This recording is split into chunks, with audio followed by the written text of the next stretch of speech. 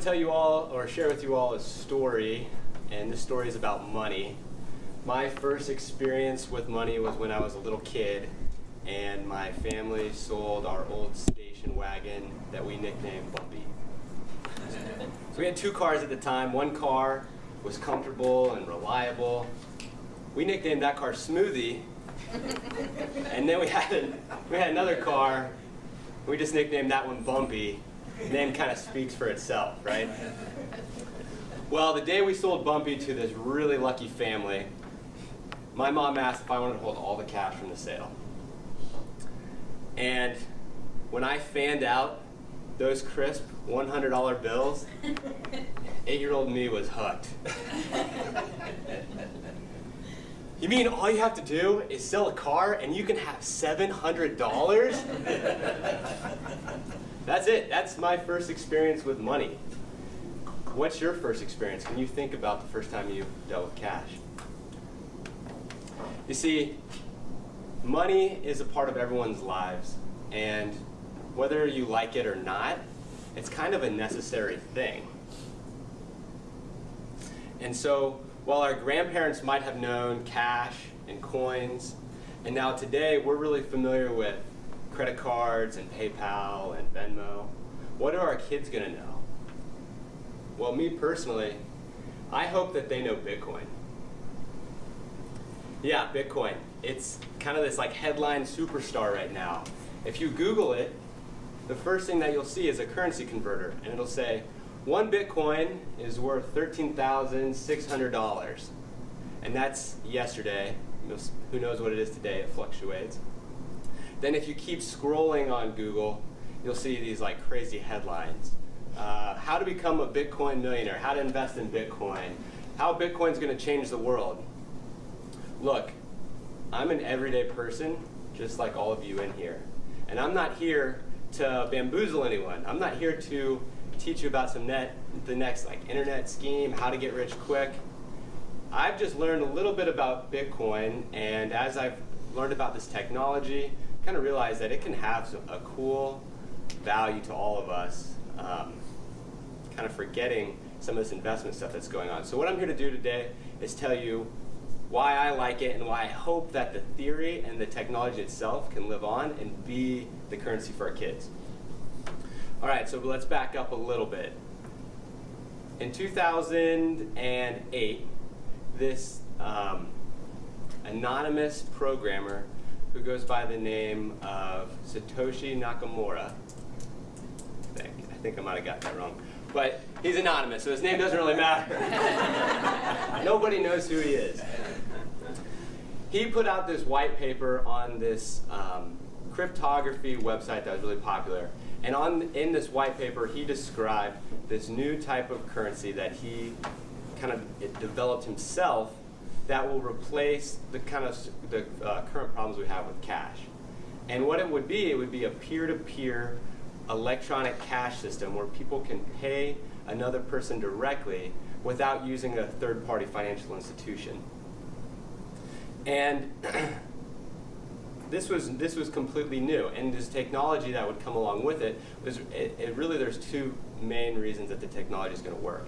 It's one, it's this digital signature that's going to be on the Bitcoins, and two, it's going to be this time-stamping, distributed general ledger that everyone's going to use, decentralized general ledger, and that's called the blockchain.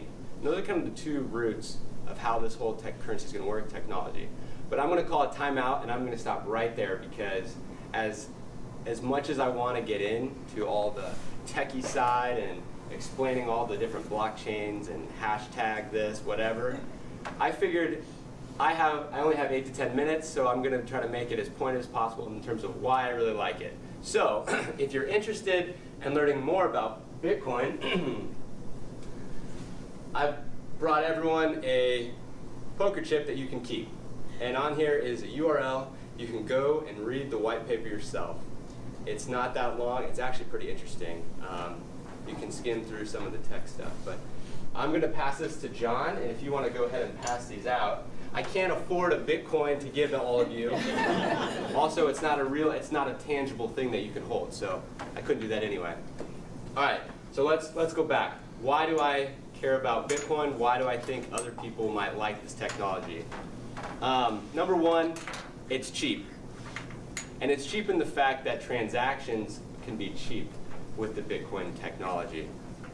See, Bitcoin is the first electronic online way that people can pay directly one person to another without using a third party.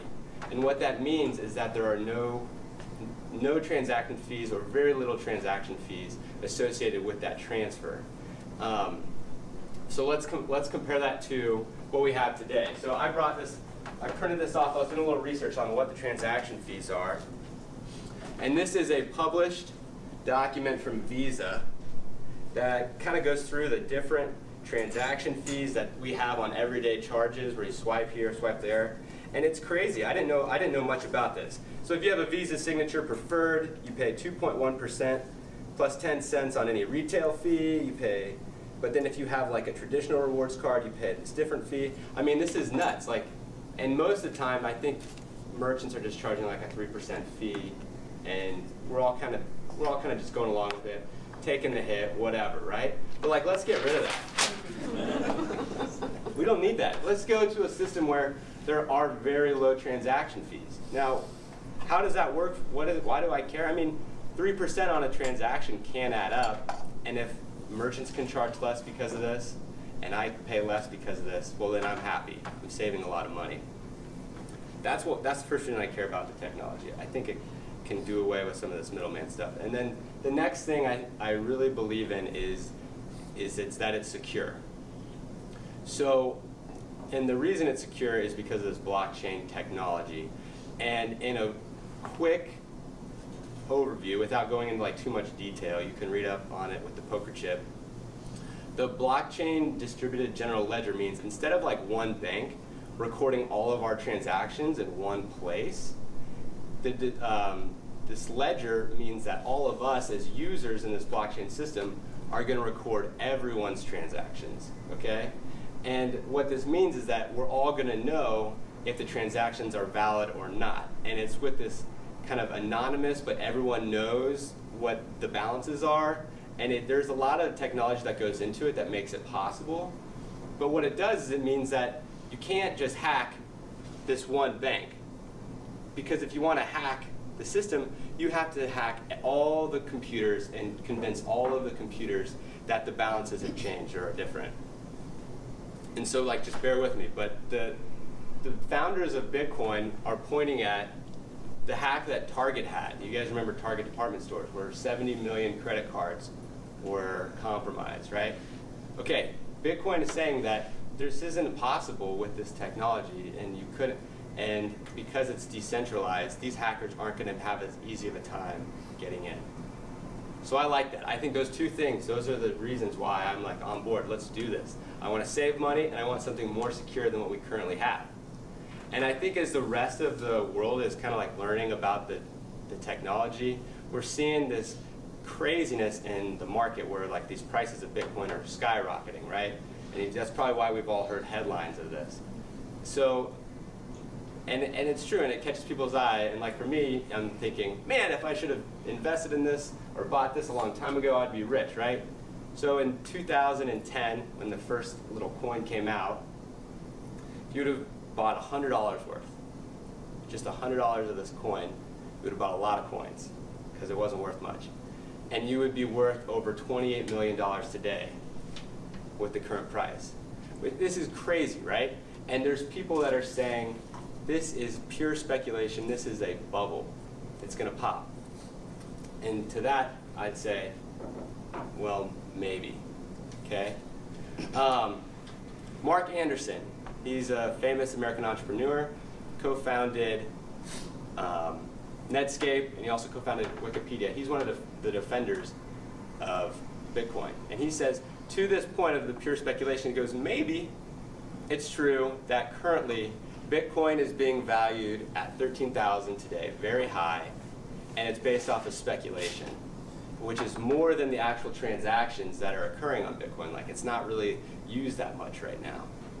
But at the same time, to counter that, maybe it's the fact that the speculation is giving it a high enough value that people are going to actually want to use it.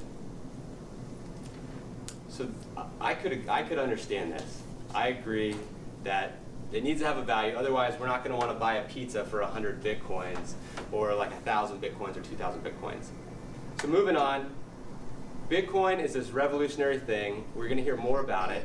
I really hope that the technology itself can last and can become the future, because if there's a cheaper, faster, more convenient way to pay, I'd love to do it. Thank you all very much.